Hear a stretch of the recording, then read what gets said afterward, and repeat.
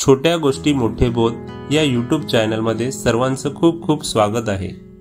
आज आपण देवावर अतूट विश्वास ठेवून जिद्दीने भक्ती करून अढळ स्थान मिळवणाऱ्या ध्रुव बाळाची गोष्ट पाहणार आहोत। चला तर सुरू करूया।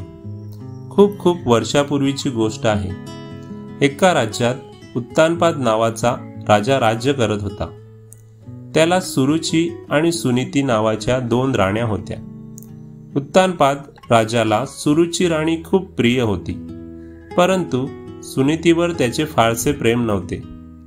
राजाची आवडती राणी सुरुचीला एक मुलगा होता, त्याचे नाव होते उत्तम। तसेच राणी सुनीतीला सुद्धा एक मुलगा होता, त्याचे नाव होते ध्रुवबाळ। ध्रुवबाळ हा खूपच चांगला आणि समंजस मुलगा होता। तो सर्वांना आवडायचा, पण सुरुची राणी मात्र त्याचा फार तिरस्कार करायची।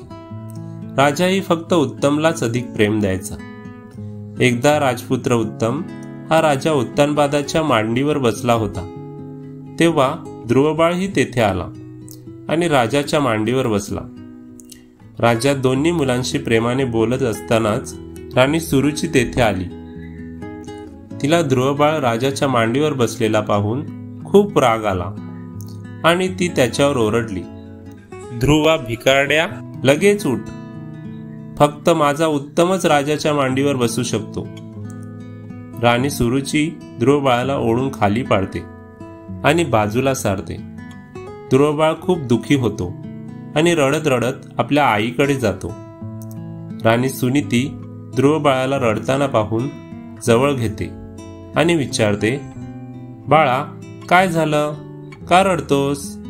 ध्रुवबाळ आईला घडलेली सर्व हकीकत सांगतो। राणी सुनीती त्याला मांडीवर घेते आणि समजावून सांगते, बाळा, देवाने आपलं नशीब असंच लिहिलं आहे, आपण आपलं दुःख सहन करायला हवं। आईचं उत्तर ऐकून ध्रुवबाळ आईला विचारतो, आई, देव कुठे असतो? मला त्याला भेटायचं आहे।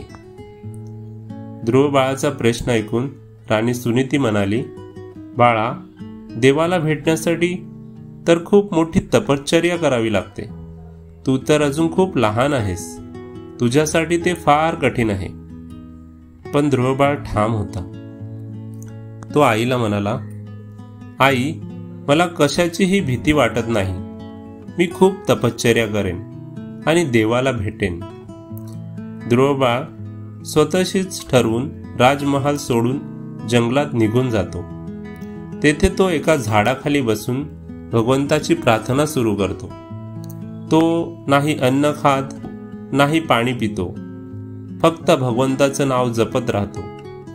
अनेक दिवस जातात, खूप संकटे येतात, पण ध्रुवबाळ त्याची तपश्चर्या काही थांबवत नाही। शेवटी भगवान श्रीहरी विष्णू त्याच्यावर प्रसन्न होतात आणि ध्रुवबाळासमोर प्रकट होतात। ते ध्रुवबाळाला म्हणतात, ध्रुवबाळा, डोळे उघड, मी तुझ्यासमोर उभा आहे, तुला काय हवंय?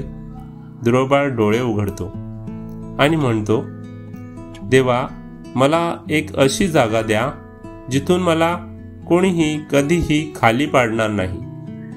भगवान श्रीहरी विष्णू त्याला वरदान देतात आणि सांगतात, तू आकाशात एक तेजस्वी तारा होशील आणि तुझं स्थान कधीही कोणीही बदलू शकणार नाही।